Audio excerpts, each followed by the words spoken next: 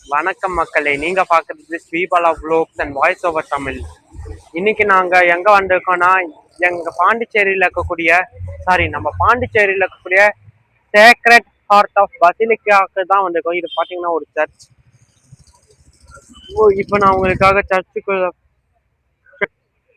இதுதாங்க இந்த சர்ச்சோட வியூ.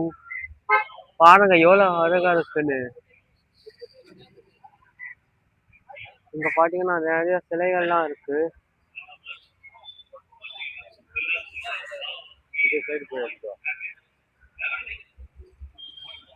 இப்ப பாத்தீங்கன்னா ஒவ்வொரு